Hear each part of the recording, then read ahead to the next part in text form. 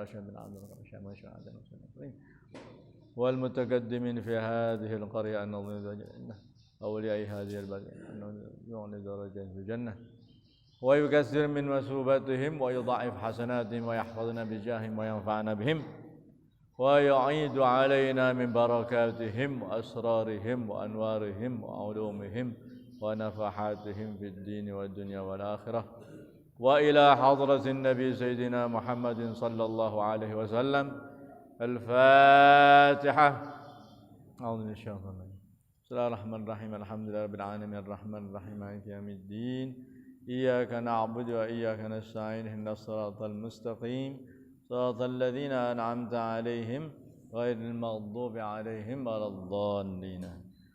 بسم الله الرحمن الرحيم. الحمد لله رب العالمين. اللهم صل على سيدنا محمد الفاتح لما أغلق والخاتم لما سبق ناصر الحق بالحق والهادي إلى صراطك المستقيم وعلى آله وصحبه حق قدره ومقداره العظيم. أما بعد، نويت التعلم والتعليم والتذكر والتذكير والنفع والاندفاع والإفادة والاستفادة والحث على التمسك بكتاب الله وسنة رسوله والدعاء إلى الهدى والدلالة على الخير ابتغاء وجه الله ومرضاته وقربه وثوابه. InsyaAllah pada kesempatan ini kita membaca kitab Asraris Shaum dari Ihya Ulumuddin karya Al-Imam Abu Hamid Muhammad bin Muhammad Al-Ghazali rahimahullah. Mudah-mudahan kita mendapatkan rahmat dari Allah Subhanahu wa taala, barokahnya Al-Imam Al-Ghazali, barokahnya Ihya Ulumuddin, barokahnya kaum salihin, Allahumma amin. Kitabu Asraris Shaum, kitab menjelaskan tentang rahasia-rahasia puasa. Jadi Imam Ghazali sengaja dalam kitab Ihya ini, kalau sampean membuka kitab Ihya juz 1, membahas dengan judul Asrar, rahasia sholat, rahasia puasa, rahasia haji, semuanya dengan istilah rahasia-rahasia. Ini bukan tanpa pertimbangan. Beliau Al-Imam Al-Ghazali bukan tanpa pertimbangan memberikan judul semacam ini, supaya kita perhatian bukan hanya kepada zahir ibadahnya saja, zahir ibadahnya gerak-geriknya sholat saja misalnya, puasa saja misalnya dari rukun dan syaratnya saja misalnya, dan haji begitu juga manasiknya saja, bukan hanya itu. Tetapi lebih dari itu melihat kepada sisi rahasia-rahasianya. Para ulama yang lain seperti Al-Imam Asy-Syatibi rahimahullah dengan istilah maqasid, maksud-maksud, tujuan-tujuan dari ibadah. Supaya kita tidak hanya fokusnya, tidak hanya perhatian besarnya terhadap ibadahnya itu sendiri, tetapi lebih dari itu, apa tujuan dari ibadah itu. Makanya Imam Ghazali kalau sampai buka Ihya Ulumuddin seringkali dengan judul Asrar, piro-piro rahasia, piro-piro rahasia poso, rahasia sholat, rahasia lunga kaji, rahasia semuanya. Bukan hanya rukun dan syaratnya saja kalau itu kitab fikih. Kalau itu kitab fikih. Nah, kita mulai dari awal, mudah-mudahan mendapatkan barokahnya Al-Imam Al-Ghazali rahimahullah. Bismillahirrahmanirrahim. Alhamdulillahilladzi a'zama ala ibadihil minnah. Segala puji bagi Allah yang telah mengagungkan, membesarkan atas hamba-hambanya al-minnah, pemberian. Maksudnya pemberian dari Allah tidak ada yang kecil. Mboten enten sing alit. Semuanya besar, a'dhama. Berarti besar-besar semuanya pemberian dari Allah. Al-minnah ini pemberian, makanya di antara nama Allah walillahil asmaul husna fad'uhu biha al-mannan. Al-mannan yang sering memberi apa minnah, pemberian-pemberian yang diberikan kepada hambanya. Ya Hannan, biasanya qasidahnya sampean apal itu, ya Hannan, ya Mannan, ya Qadimal ihsan. Biasanya qasidah Ramadan itu, syailillah ya Ramadan, syailillah ya Ramadan, ya Hannan, ya Mannan, Mannan yang selalu memberi. Allah Subhanahu wa taala a'zama ala ibadihil minnah, gak kurang-kurang pemberiannya Allah Subhanahu wa taala. Hanya saja kita kadang-kadang merasa itu nikmat yang kecil. Merasa itu nikmat yang tidak seberapa karena kulino, karena sudah terbiasa koyok nikmatnya tidak seberapa. Padahal kalau dibandingkan dengan orang yang tidak punya nikmat itu, jauh. Satu saraf saja ini, satu saraf saja. Kadang-kadang ada orang nasallahu al-afwa wal-afiyah, mugi-mugi diparingi sehat wal-afiat semuanya. Kadang-kadang ada orang kena satu saraf satu saja sudah. Mulai miring-miring wajahnya, mulai goyang-goyang, buka kakean AC jari ini, buka kakean semprot kesentrong AC langsung jari ini.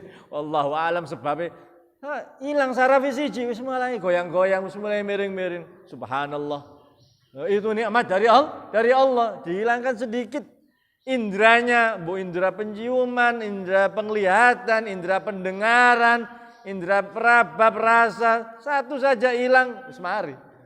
Ini nikmat dari Allah. Makanya disebutkan di sini oleh Imam Ghazali a'zama.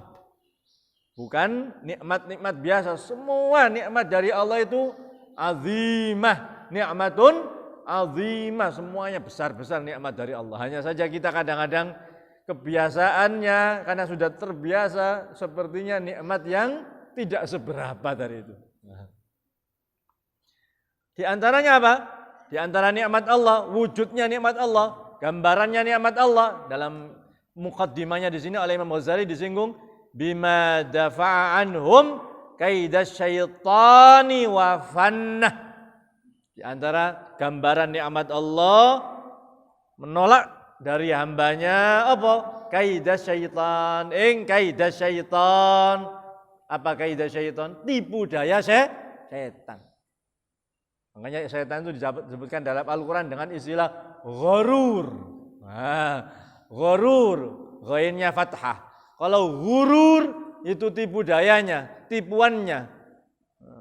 Wa mal hayatud dunya illa mata'ul ghurur. Itu ghurur, itu tipuannya.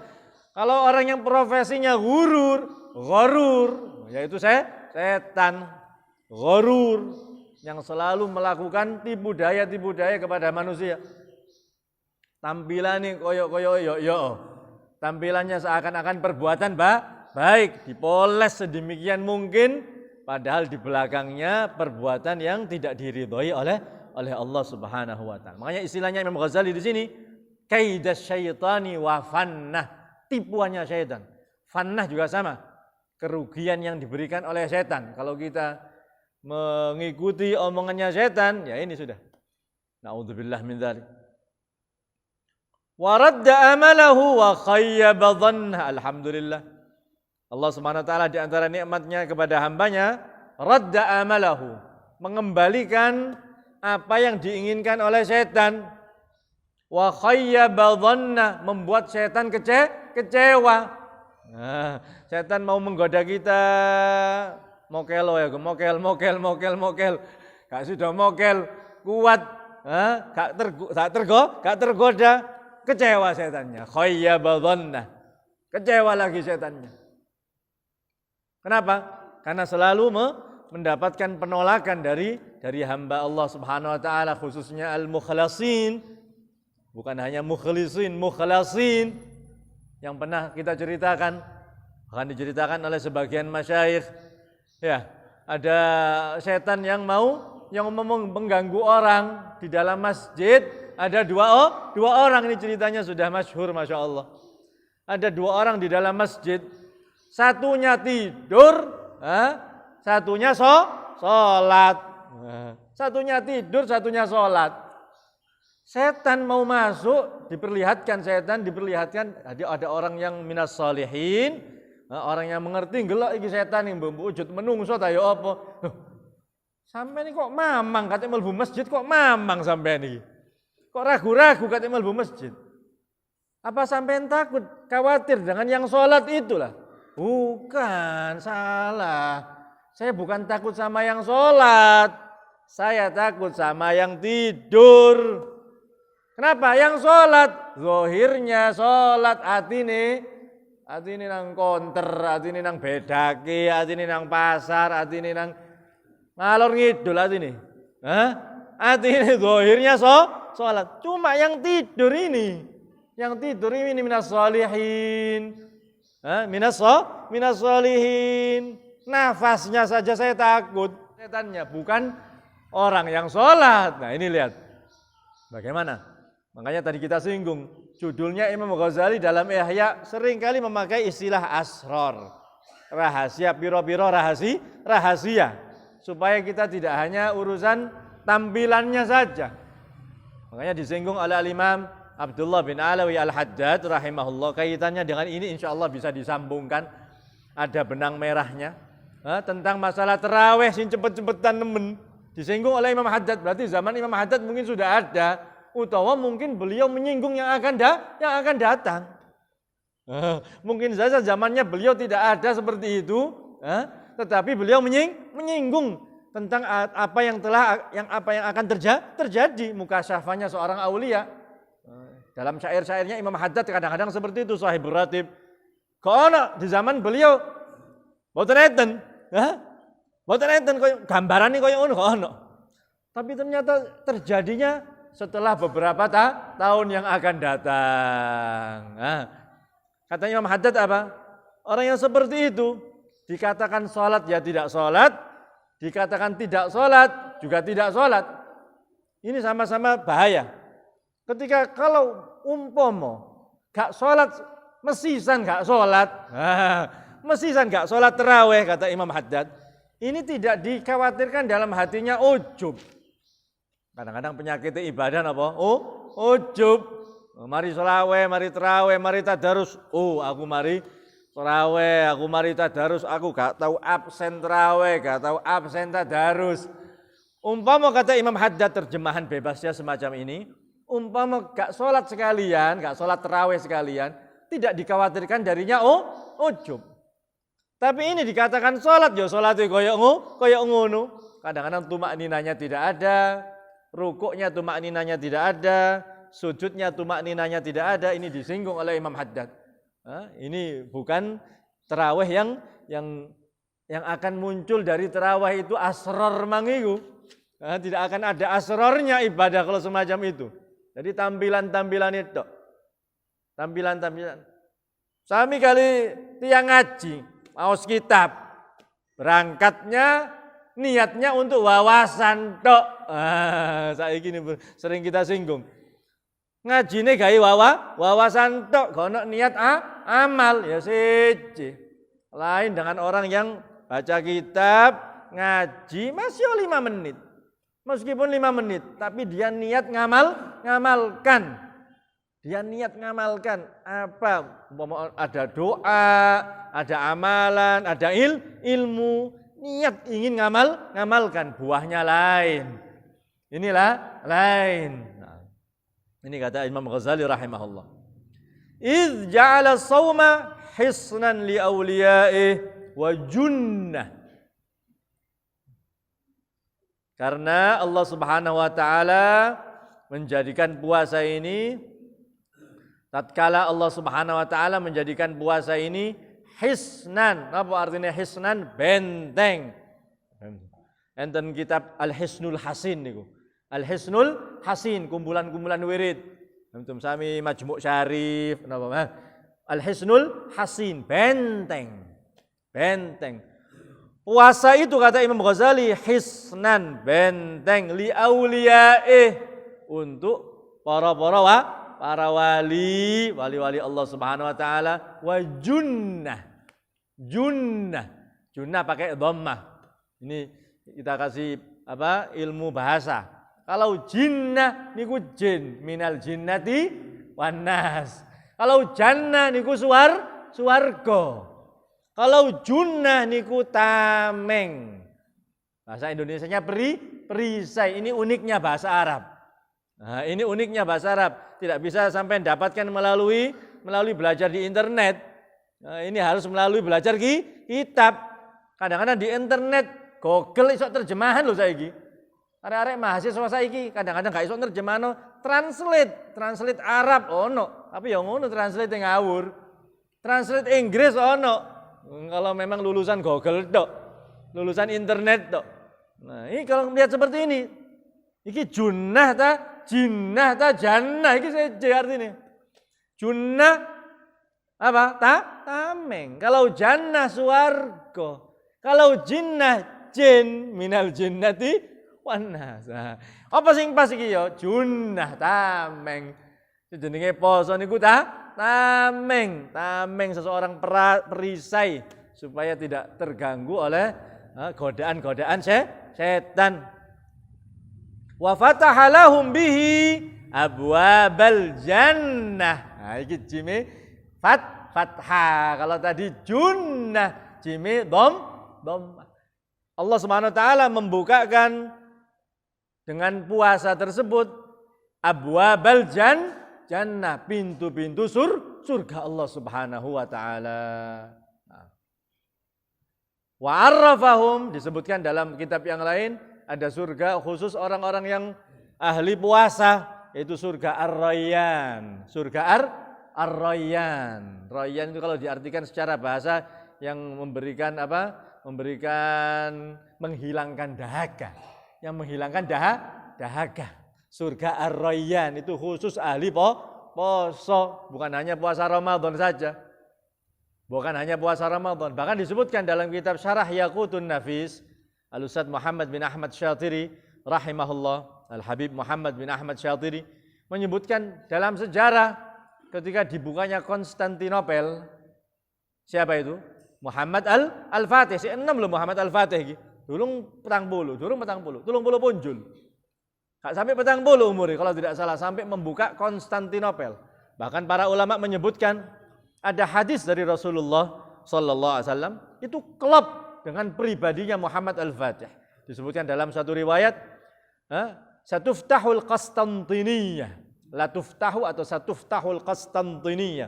Wala ni'mal jaishu jaishuha, wala ni'mal amiru dzalikal jaish, atau kama qala Rasul sallallahu alaihi wasallam. Nanti Konstantinopel itu akan dibuka alias dikuasai umat Islam. Bayangkan ini antara sabda Kanjeng Nabi ambil kejadian nih. Antara sabda Kanjeng Nabi ambil kejadian nih. Begitu juga kasafnya para ulama. Kalau terawangani seorang wali kejadian itu tambah ado, itu berarti tambah 6 derajatnya. Nah, kalau misalnya meneh kon ngene kejadian meneh besok kejadian, jaraknya tidak terlalu jauh. Tapi misalnya nanti sampean berangkat ke situ, dapat berapa tahun sampean kawin, dapat anak ini, wah ikut. Oh, ibu cerita disebutkan dalam kitab Tasbitul Fuad, Al-Imamul Haddad pernah ngomong dengan seseorang seperti itu. Kejadiannya setelah bertahun-tahun. Kejadiannya setelah bertahun-tahun, mungkin yang bersangkutan wis lali kejadiannya. Wis lali apa kasafnya Imam Haddad. Setelah bertahun-tahun, wis mari kawin, wis mari dua anak, entas eling. Ya Allah, iki sing diomongna Imam Haddad bertahun-tahun yang lalu.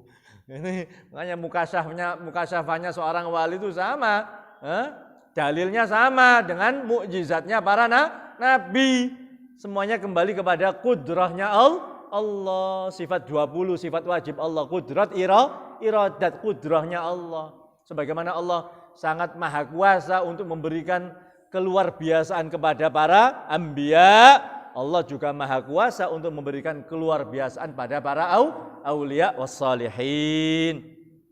Kaitannya dengan puasa disebutkan dalam kitab itu, siapa? Raja Muhammad Al-Fatih. Itu sebelum membuka Konstantinopel, menyuruh, memberikan instruksi, memberikan perintah kepada semua tentaranya poso 3 dina sik. Poso 3 dina, puasa 3 hari supaya apa ya itu?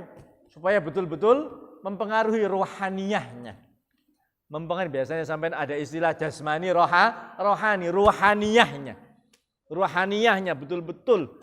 Jadi jihad fisabilillah membuka Konstantinopel bukan karena urusan dunia. Jadi dibersihkan dulu dengan cara terapi puasa 3 hari disebutkan dalam sejarah. Sampai akhirnya Allah Subhanahu wa taala mentakdirkan Konstantinopel dalam kekuasaan Turki Utsmani. Dalam sejarah bisa sampean baca dalam sejarah. Nah, itu diantara hikmahnya puasa.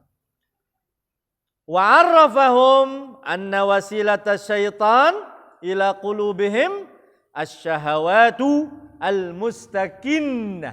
Allah Subhanahu wa taala memberitahu kepada hamba-hambanya, khususnya kepada hamba-hamba yang didekatkan kepadanya, pada aulianya, bahwasanya wasilahnya, apa artinya wasilah? Perantara, media. Saiki istilahnya media. Wasilah perantaranya setan ila qulubihim menuju hatinya hamba-hamba Allah. Apa? Asyahawatul mustakinnah. Syahwat-syahwat yang tersimpan. Syahwat tidak harus urusan laki-laki perempuan, perempuan laki-laki. Itu diantara syahwat. Karena menurut bahasa syahwat itu kesenangan di diri. Disebutkan dalam Al-Quran. Qauluhu ta'ala zuyyina linnas hubbus syahwat. Perempuan toh, laki-laki perempuan, perempuan laki-laki. Bukan. Hubbus syahwat minan nisa wal banin. Anak-anak yang ngono. Wal banin wal qanatiril muqantara. Bangunan-bangunan yang tinggi menjulang tinggi. Wal qanatiril muqantara minadz zahabi wal fiddah. Wal khairil musawwamati wal an'ami wal hars. Khairil musawwamah kalau zaman dulu khairil musawwamah itu apa? Kuda-kuda yang bagus. Nah, kalau sekarang mobil-mobil yang bagus, mobil-mobil yang bagus. Wal an'am, ternak-ternak, wal hars itu termasuk syahwat, asyahwat. Jadi umum. Makanya disebutkan di surga nanti apa? Wa fiha ma tashtahihil anfus. Di dalam surga itu apa saja yang menjadi syahwatnya manusia, kesenangannya manusia ono nang swarga. Makanya sampean enggak usah sumpek-sumpek. Nah, katanya Ustadz kita Habib Qasim Baharun adiknya Ustadz Hasan Baharun ketika ngajar kitab dulu tafsir Sawi alal Jalalain, tafsir Jalalain, tapi sering menyinggung dari tafsir Sawi. Nah, beliau menyebutkan kalau sampean ini sumpek-sumpek di dunia elingo swarga kalau kita insyaallah min ahlil jannah. Allahumma amin insyaallah. Makanya kita setiap puasa minta nas'alukal jannata wa na'udzubika minan nar. Kalau sudah min ahlil jannah ini tidak ada lagi yang lebih nikmat, apalagi nanti diberikan oleh Allah kenikmatan yang tidak ada tandingannya, yaitu melihat Allah. Wujuhu yawma idzin nadhirah ila rabbiha nazirah. Melihat Allah bagaimana? Jangan ditanya bagaimana. Yang penting nikmat yang paling tinggi di surga Allah adalah melihat Allah. Itu adalah arti qauluhu ta'ala lilladzina ahsanul husna wa ziyadah.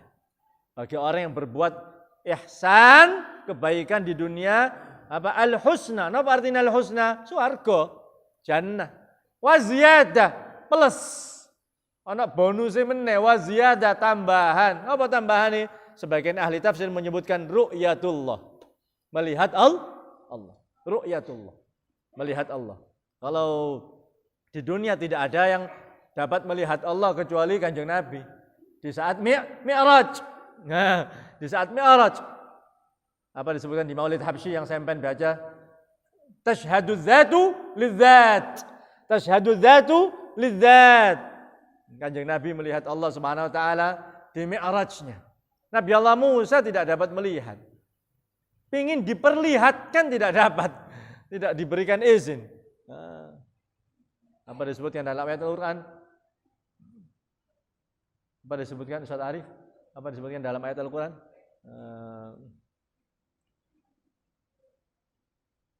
Rabbi arini anzur ilaik. Arini, perlihatkanlah kepadaku. Perlihatkan, bukan ingin melihat. Perlihatkan, tidak dikasih oleh Allah Subhanahu wa taala. Walakin unzur ilal jabal. Lihatlah di gunung. Fa in istaqarra makanahu fasawfa tarani. Kalau gunung itu tetap gak goyang, gak hancur, kamu akan mampu melihatku. Makanya Nabi Allah Musa hanya mendapatkan gelar kalimullah. Kalimullah. Wa kallamallahu Musa taklima. Diajak bicara oleh Allah. Tapi Rasulullah SAW bukan hanya kalimullah. Innahu huwas sami'ul basir. Dalam surat Isra di antaranya ahli tafsir menyebutkan basir, yakni Kanjeng Nabi yang melihat Allah Subhanahu wa taala. Wa inna biqam'iha, dan sesungguhnya dengan cara menundukkan, mengalahkan syahwat tersebut, tusbihun nafsul mutmainnah zahiratas syaukah. Nafsu yang sudah tenang, karena nafsu itu menurut Imam Syekh Abdul Qadir Al-Jailani sampai 7 atau berapa itu?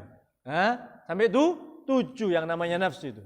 Cuma yang masyhur biasanya 3. An-nafsul al-ammarah, an-nafsul lawwama, yang terakhir an-nafsul mutmainnah. An-nafsul ammarah ini yang masih banyak maksiat, ini nafsunya ammarah bisu. Di surat Yusuf, wa ma ubarri'u nafsi innan nafsa la ammaratum bisu.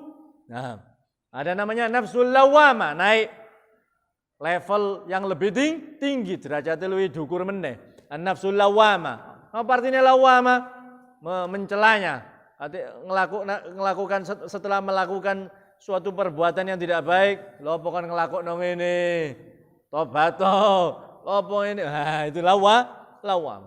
Yang tinggi mutmainnah. Ada lagi yang membagi, termasuk Imam Syekh Abdul Qadir Jailani, nafsul radiyah, mardiyah, an-nafsul mutmainnah. Ya Tuhan, nafsul mutmainnah, irji'i ila rabbiki radiyatan mardiyah fadkhuli fi ibadi wadkhuli jannati wallahu a'lam bis-shawab.